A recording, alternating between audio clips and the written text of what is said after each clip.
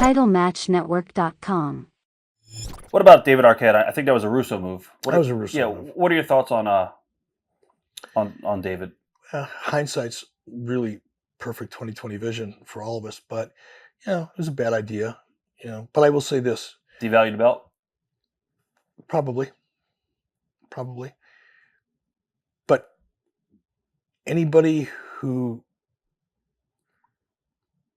no one who's ever not come up with a bad idea has ever tried to come up with a good idea. And as bad of an idea as that was, at least he tried. But it was a bad idea. Is Master P and the No Limit Soldiers. Yeah, that was a trip. I think that was, I don't know how that came to me. And I just can never remember how this stuff started. But I clearly, the hip hop demo was a big one for us. Master P was a big name. I liked the idea, as silly as it was, and probably in retrospect as bad as it was, because I came up with a lot of bad ideas. But I love the Kurt Hennig take and the country music versus hip hop. I thought that was kind of fun. Was it worth it?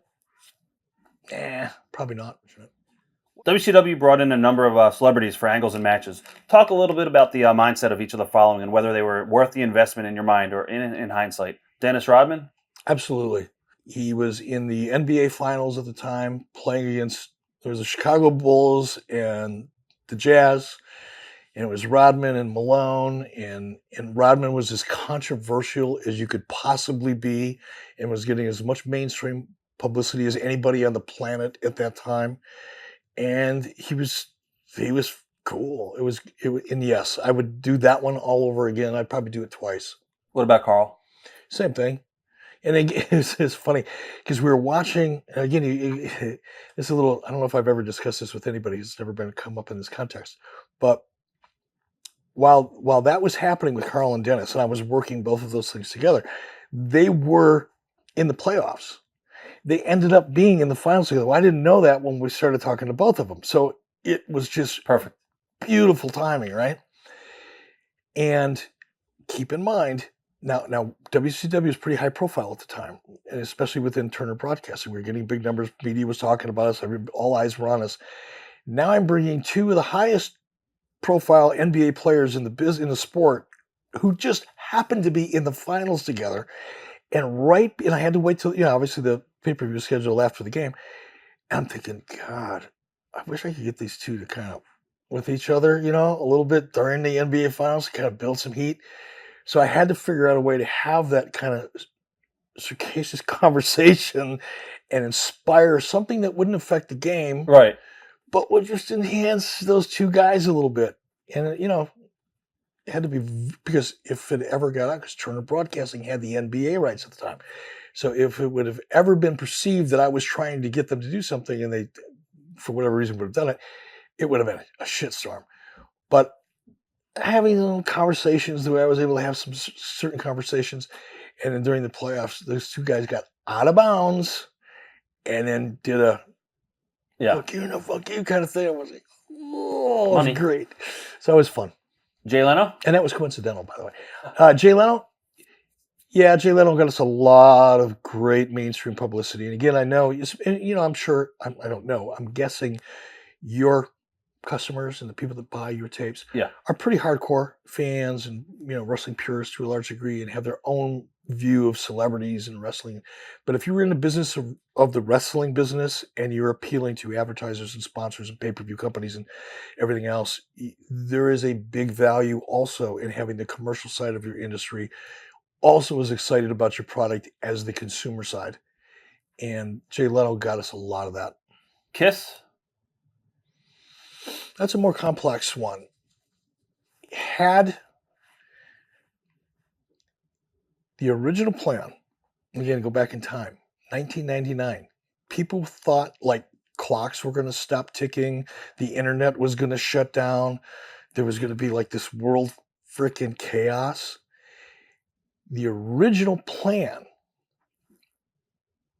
that was the catalyst for bringing Kiss in was in conjunction with the Fiesta Bowl. We were going to do a pay-per-view from Tempe so that the pay-per-view ended at the stroke of midnight, East Coast time. Right.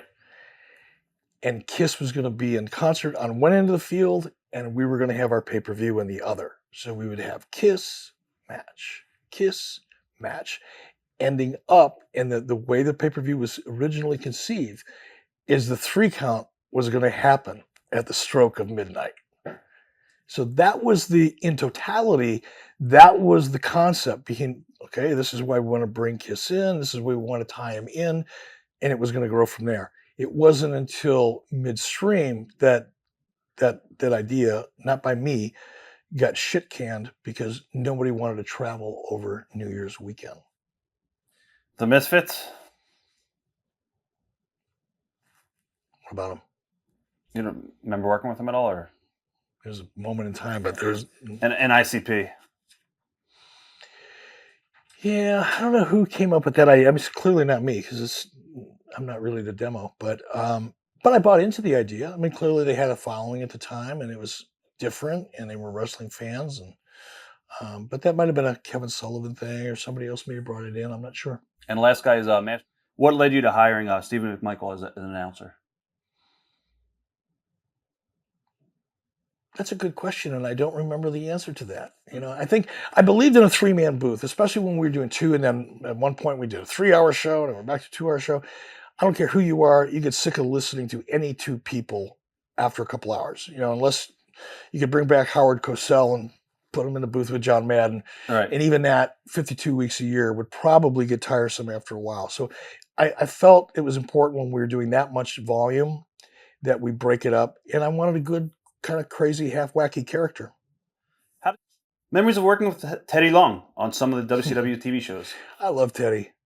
Teddy was a blast. Teddy and I still exchange, texts every once in a while. And we would go out after work on Friday nights, because that was our big production day. It was Fridays. And Teddy and I would go to a place called Casa Gallardo, which is just a big Mexican place. And they had like $3 margaritas that were about a half a gallon. And we would sit there and pound margaritas and eat nacho chips until my wife would come and get me. Teddy was great. I had a blast with Teddy. What's your take on the WWE Network?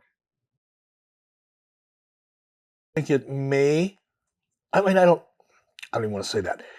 I don't know enough about the digital network, and I don't know enough about that world to determine whether this is great timing and they're right on the leading edge of something that's going to be a transitional part of our business, or if they were slightly premature.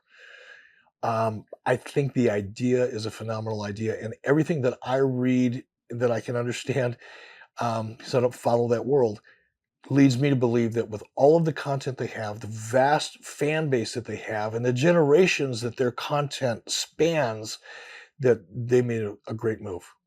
TitleMatchNetwork.com